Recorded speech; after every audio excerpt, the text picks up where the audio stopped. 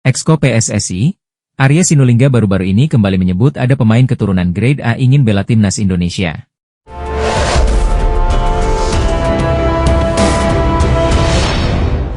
Exco PSSI Arya Sinulinga mengatakan, ada pemain keturunan Grade A ingin membela timnas Indonesia. Namun, dia tidak bisa menyebutkan identitas pemain tersebut karena belum resmi. Sebagaimana diketahui, saat ini program naturalisasi pemain sedang digenjot kembali oleh PSSI demi target lolos ke Piala Dunia. Arya menyebut, sekarang banyak pemain keturunan Grade A yang ingin membela timnas Indonesia. Sekarang banyak pemain Grade A yang berminat memperkuat timnas, bukan pemain amatir, sebut Arya. Sang pemain sudah menghubungi saya lewat DM Instagram, sang pemain sangat antusias, lanjutnya. Nah, saya langsung memberitahu Pak Erik dan Patrick, responnya juga positif, tapi mungkin masih banyak pertimbangan baru kita proses, tandasnya. Pertengahan tahun 2025 jadi momen penting untuk timnas Indonesia dalam mencari sosok gelandang yang benar-benar bisa diandalkan. Dari 9 nama yang dipanggil, hanya 3 pemain yang konsisten tampil di 2 level, tim nasional dan klub. Konsistensi ini bukan cuma soal jumlah menit bermain, tapi juga soal stabilitas performa, ketahanan fisik, dan peran tak tergantikan. Pelatih Patrick Kluivert bahkan menyebut pemain yang rutin tampil di klub akan lebih siap secara fisik dan mental saat membela negara. Sosok pertama yang menonjol tentu saja Tom Hai.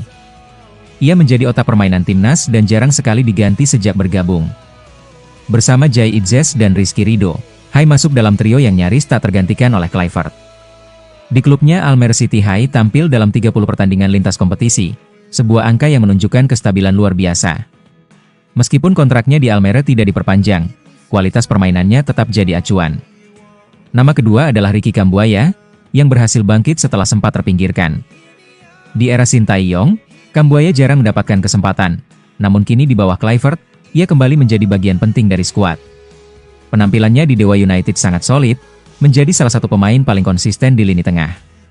Ketahanan fisik dan ritme bermainnya sangat terjaga karena jam bermain yang tinggi dan peran vital di klub.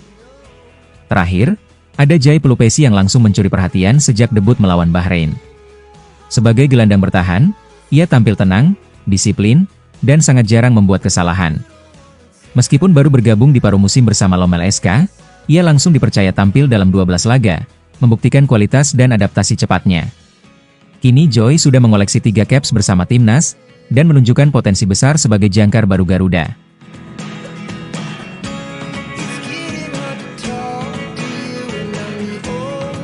Timnas Indonesia menghadapi tantangan berat di babak keempat kualifikasi Piala Dunia.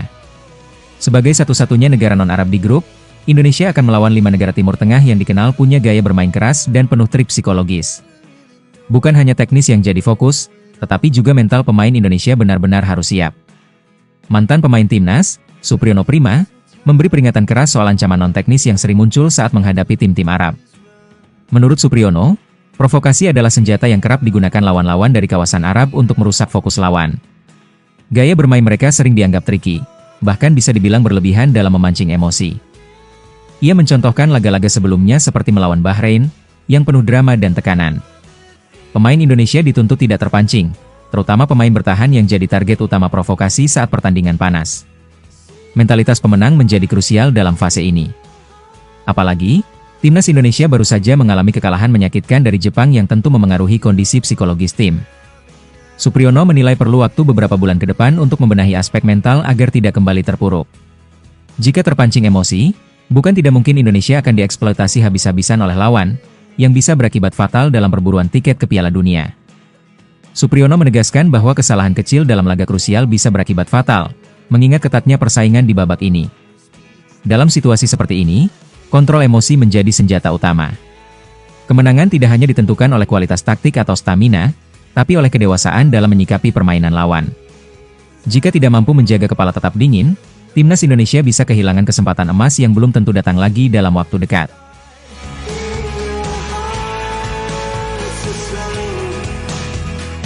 Indra Syafri buka suara soal peluang timnas Indonesia di putaran keempat kualifikasi Piala Dunia. Meski tantangan semakin berat, ia optimistis skuad Garuda bisa bersaing dengan 5 negara Timur Tengah.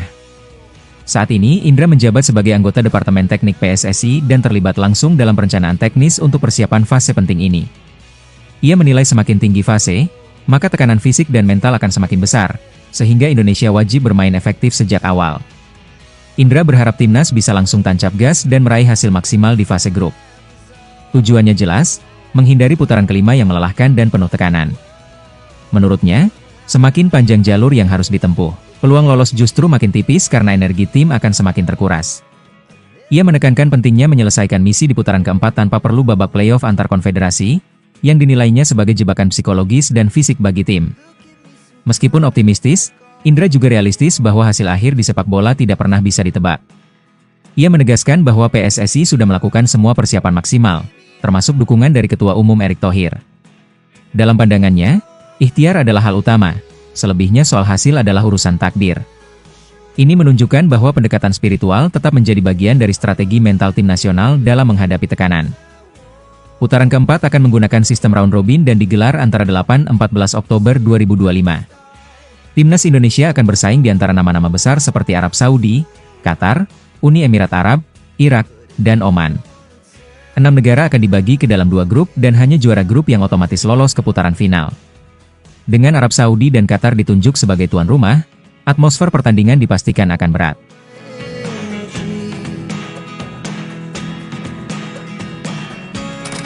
Satu lagi pemain diaspora yang kemungkinan bisa memperkuat timnas Indonesia.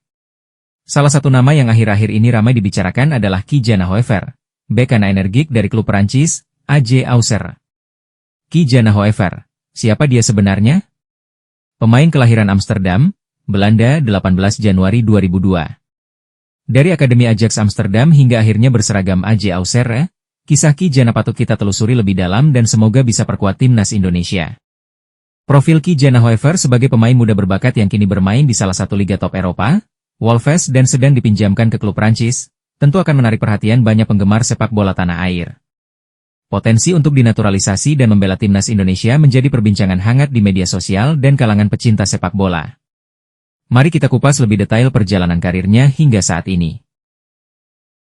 Sebelum bermain di Premier League dan Liga Prancis, Ki-Jana mengawali karir sepak bolanya di Akademi Raksasa Belanda, Ajax Amsterdam. Meski tak sampai menembus tim utama Ajax, pengalaman di sana jelas menjadi batu loncatan berharga dalam pengembangan karirnya. Proses pembinaan di akademi tersebut terbukti membentuknya menjadi pemain yang tangguh dan disiplin. Meski masih tergolong muda, Ki-Jana telah menunjukkan performa yang cukup impresif di lapangan. Sebagai bek kanan, ia memiliki kecepatan dan stamina yang baik, serta kemampuan bertahan yang cukup solid.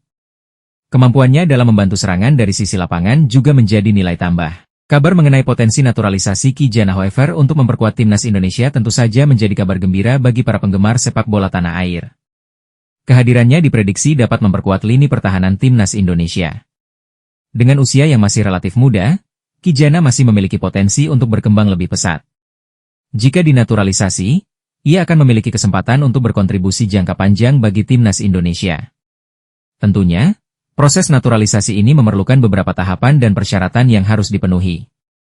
Profil singkat Ki-Jana Hoever. Nama lengkap Ki-Jana Delano Hoever, berusia 23 tahun, tinggi 183, keturunan Indonesia Belanda dan Suriname, posisi bek kanan, kaki dominan kanan, harga pasar 86,91 miliar. Pemain keturunan Indonesia Belanda dan Belgia, Pascal Struijk baru-baru ini bikin heboh pencinta sepak bola tanah air. Sebab banyak netizen tanah air yang menilai pemain yang kini memperkuat klub Inggris, Leeds United tersebut mulai tertarik untuk memperkuat timnas Indonesia. Sejatinya Pascal Struijk belum memberikan pernyataan yang pasti. Hanya saja postingan terbarunya di Instagram Stories, mengenai dirinya yang sedang asyik menyantap makan malam di restoran Indonesia seakan memberikan harapan untuk netizen tanah air.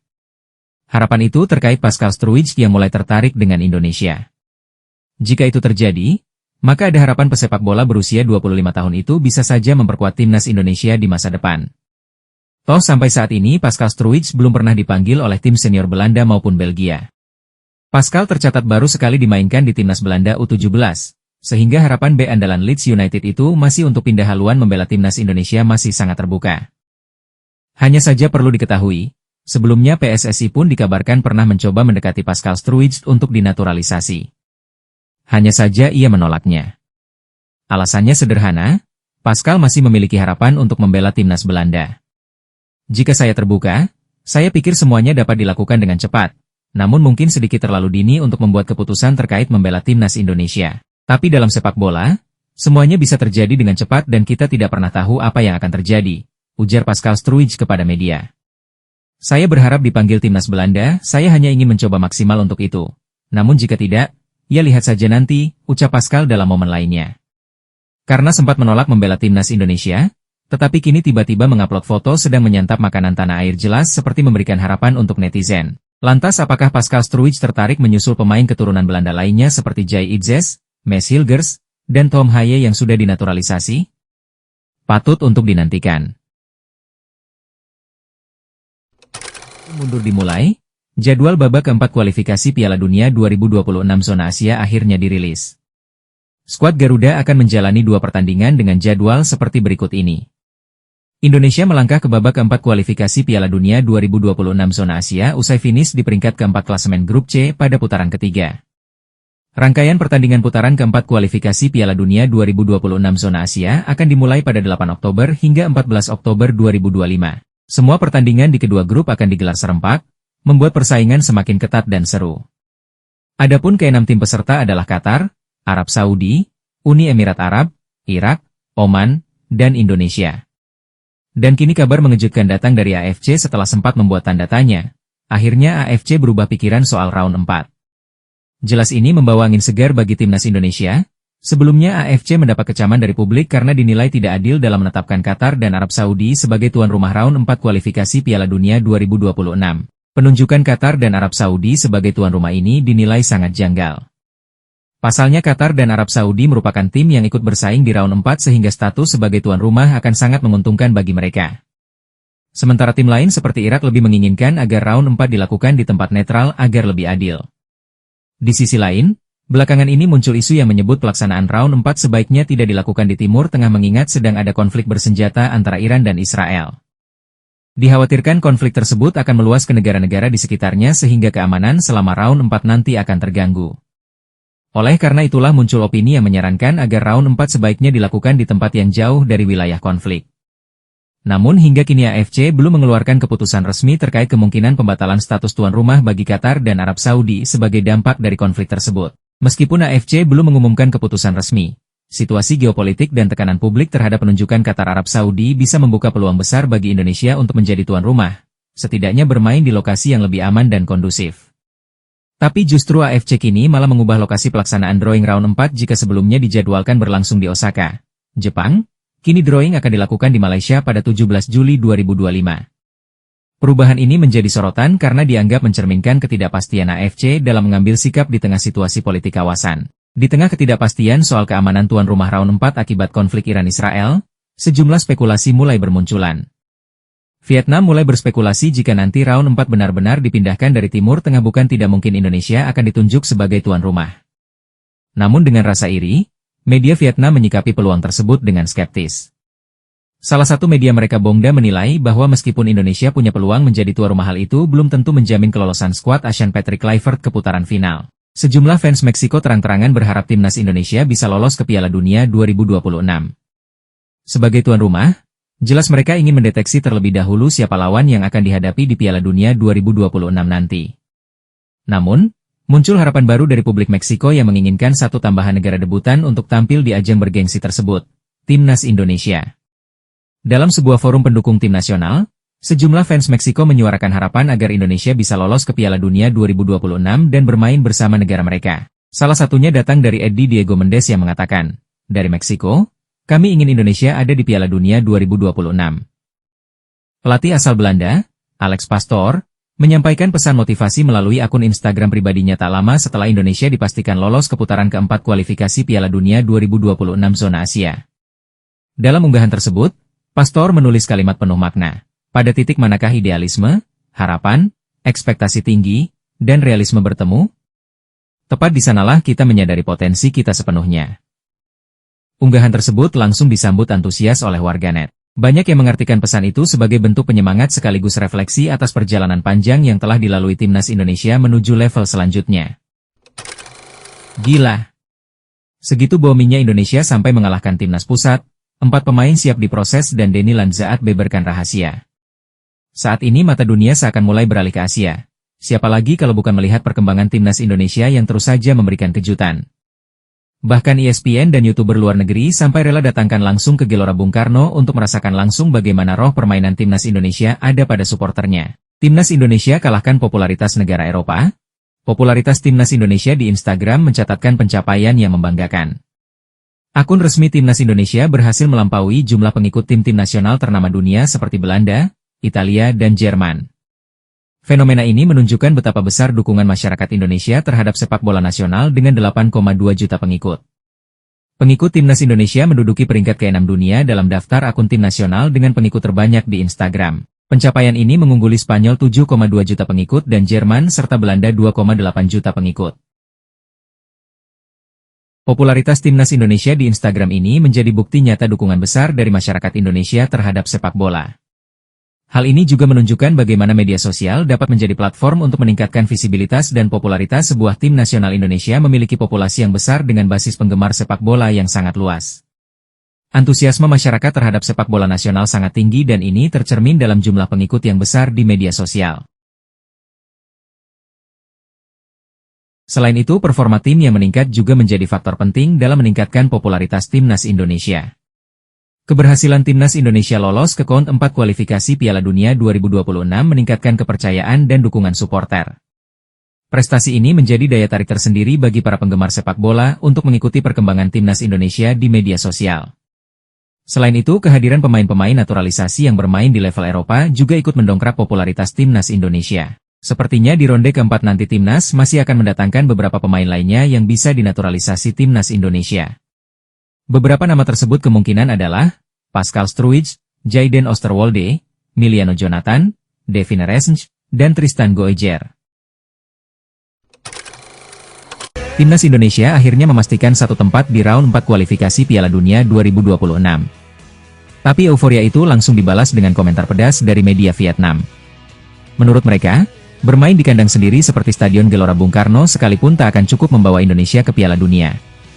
Meski AFC kabarnya memilih beberapa laga round 4 digelar di tempat netral, keputusan itu tetap menyulut kontroversi karena Qatar dan Arab Saudi, dua peserta kuat, justru ditunjuk jadi tuan rumah. Situasi ini dikhawatirkan makin berat bagi tim-tim seperti Indonesia. Di tengah konflik kawasan Timur Tengah dan ketidakjelasan lokasi pertandingan, AFC dianggap berat sebelah. Tapi menurut media Vietnam, masalah utamanya bukan di tempat main. Mereka dengan gamblang menyebut kelemahan terbesar Indonesia justru ada pada skuad itu sendiri. Timnas dinilai masih belum cukup solid, terutama dalam urusan bertahan. Faktanya, dalam round 3 Indonesia sudah kebobolan 20 gol dari 10 laga, angka yang bikin geleng kepala kalau ingin bersaing di level tertinggi Asia. Patrick Kluivert memang membawa semangat baru ke skuad Garuda. Tapi menurut media Vietnam, yang dibutuhkan bukan cuma pelatih baru, tapi juga peningkatan kualitas pemain secara menyeluruh. Apalagi lawan-lawan di round 4 nanti bukan tim sembarangan. Tim-tim dari Asia Barat seperti Iran, Irak, dan UEA dikenal punya fisik dan pengalaman bertanding yang jauh di atas rata-rata. Jadi meskipun Indonesia punya semangat juang dan dukungan fanatik di GBK, itu semua bisa jadi sia-sia kalau lini belakang tetap rapuh dan transisi permainan lamban. Kesimpulannya, lolos ke round 4 belum bisa jadi jaminan apapun. Menurut media Bongda dari Vietnam, timnas Indonesia hanya akan bisa bersaing jika serius melakukan perombakan di struktur pertahanan dan peningkatan kualitas individual pemain.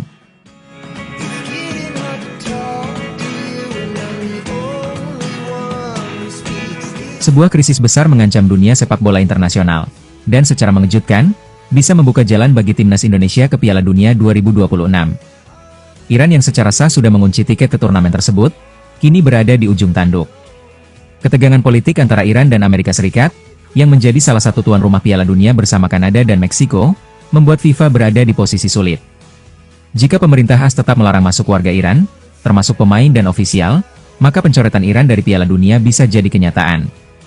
Beberapa media internasional seperti beIN Sports dan El Paso Times bahkan menyebut ini sebagai potensi presiden paling pahit sepanjang sejarah Piala Dunia.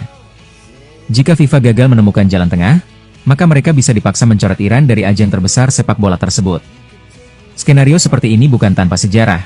Pada 1992, Yugoslavia pernah dicoret dari Piala Eropa akibat konflik dan tekanan politik. Kini, Iran mungkin mengikuti jejak serupa, meski lolos secara kompetitif. Lalu apa hubungannya dengan Indonesia? Ternyata, sangat besar. Indonesia kini sudah berada di putaran keempat kualifikasi Piala Dunia 2026 zona Asia, bersaing dengan 5 negara kuat, Irak, Qatar, Arab Saudi, Oman, dan UEA. Jika Iran dicoret, maka slot wakil Asia di Piala Dunia bisa mengalami perubahan drastis.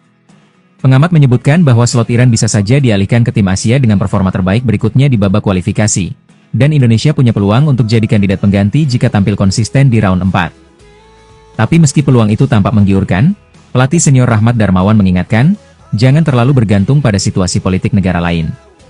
Garuda tetap harus fokus lewat jalur kompetitif. Artinya, lolos ke Piala Dunia bukan karena keberuntungan, tapi lewat performa di lapangan.